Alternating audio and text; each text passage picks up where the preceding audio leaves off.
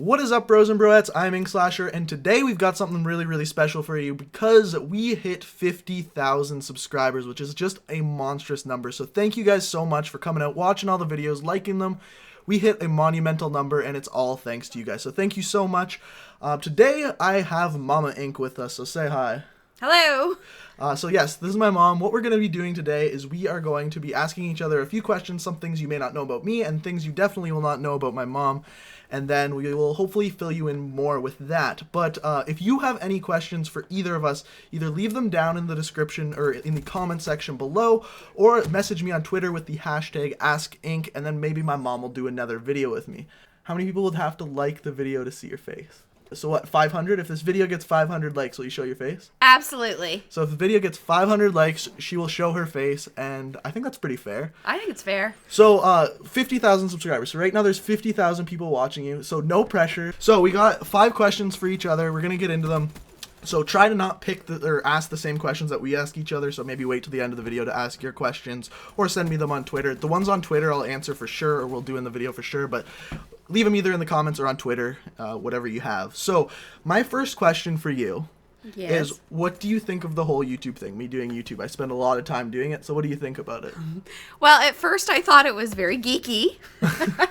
Not a geek. He's not a geek, but it's actually pretty amazing. I was pretty impressed on how well he does with it and how many subscribers he does have, and he seems to love it, and he loves his subscribers, so it's a pretty cool thing. So kind of like going off of that question, when I first started YouTube, I would play a lot of video games, and you kind of like, you thought it was like a bad thing for me because I was playing so many video games, and then I always said, it's the same thing as you watching TV or sitting and reading. It's the same thing, it's just I am like doing something with my thumbs. That's the only difference, and you didn't understand that. So what, and now it seems like you don't like really think that. So what changed your mind with that? I know I'm cheating and asking you another question, but it was keeping him safe and off the streets and out with some of these kids that are out there getting into trouble. That is such a motherly answer.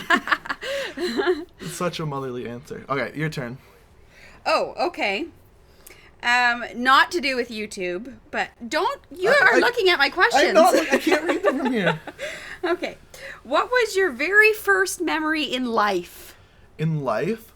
So, like, I don't know. That's a hard question because, like, we have family videos from when I was really young, and I can't remember if it's just me seeing those videos that makes me remember them, but, like, I think my real first memory was my 4th birthday.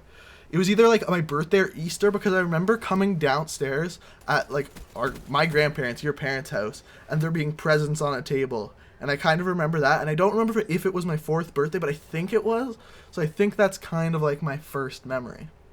That's pretty far back. Yeah. I have no idea when my first memory was. All right. Last week, maybe. All right. So my mom, like, while I have been alive, my mom has had, like, a ton of jobs. When I was first born, she worked at an ice cream place, and then she went to school for, like, legal stuff, and then she was, like, a legal secretary, and then she worked for a real estate agent, and then she was a real estate secretary, and then she worked for a vet while working for a real estate agent, and now she's a vet, and I would works for a vet. So I definitely say being a vet is your favorite job. Definitely my favorite job. So other than that, what was your favorite job you had and why? I think it was working for Craig Perry, who is now a judge. He was a lawyer. I didn't know he was a judge now. Yeah, he just became a judge not too long ago. I was a criminal legal assistant, and it was very fascinating. I met very strange people, some very nice people, some people just troubled, but there was serial killers, and we had cases that went to the Supreme Court of Canada, so it was all very interesting and very exciting. Very stressful, though. Yeah, she'd come home and be like, I saw something I didn't want to see today. Yeah, no kidding. All right, so kind of like what you asked for your first question, what was your favorite memory of me growing up? Oh my, there's a lot of favorite memories. You have to pick one. You gotta pick one. My favorite memory was, I think it was your second Christmas, because I think your first Christmas you were too young to even know what the heck was going on, but your second Christmas, so you were a year and a half. Yeah. and you were so excited, you were shaking. You were like, and opening presents, your hands were just, if people could see me now, his hands were just vibrating, and he was so excited, and I'm still like that on Christmas.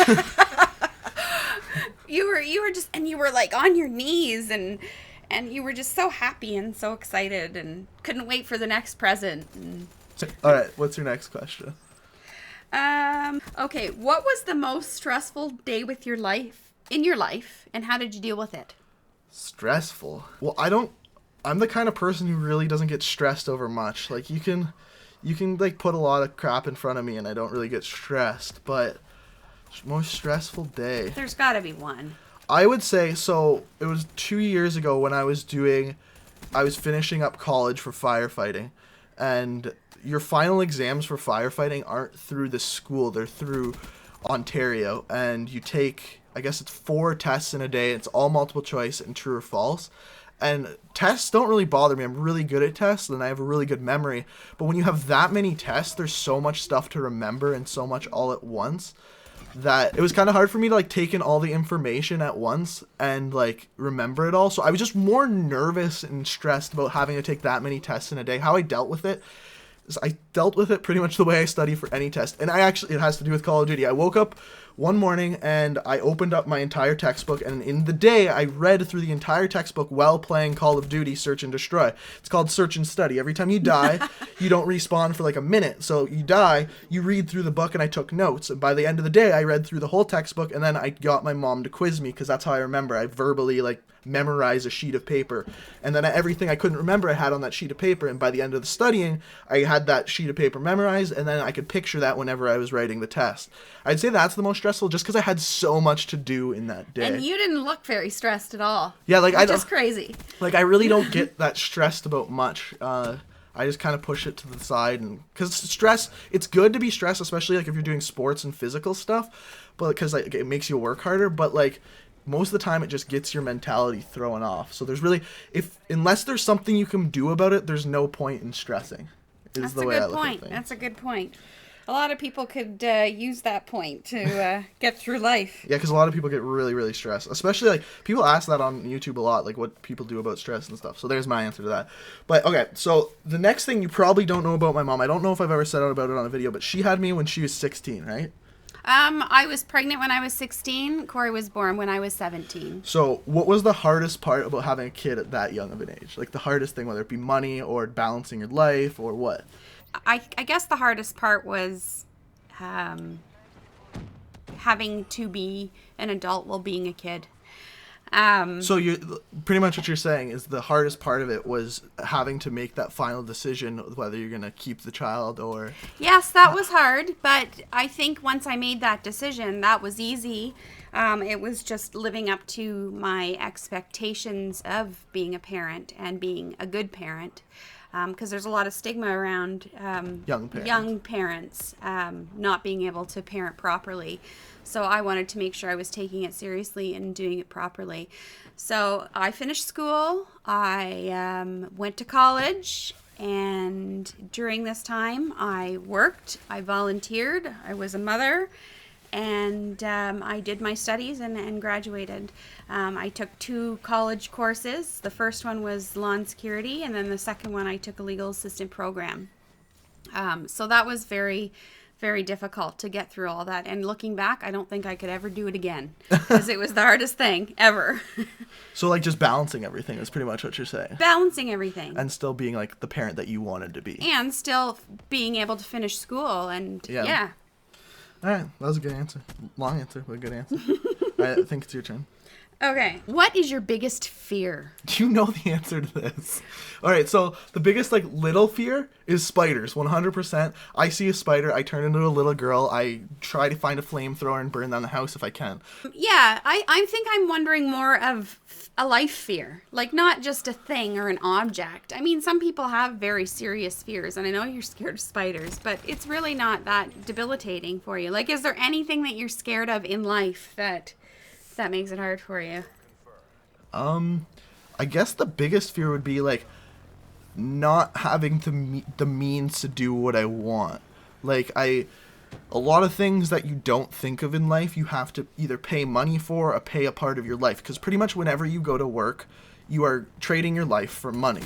So I guess I'm afraid of trading too much of my life for money and not having enough of my life to do what I want to do.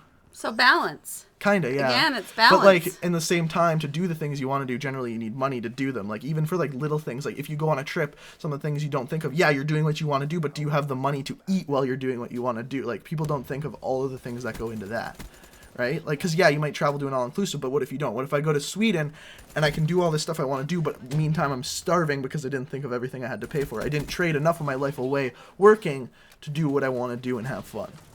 You really do trade your life away. That's kind of a depressing thought. Yeah, there, it's really Corey. depressing. But that's why you got to balance it out and enjoy the good parts, because that's what it's all about, right?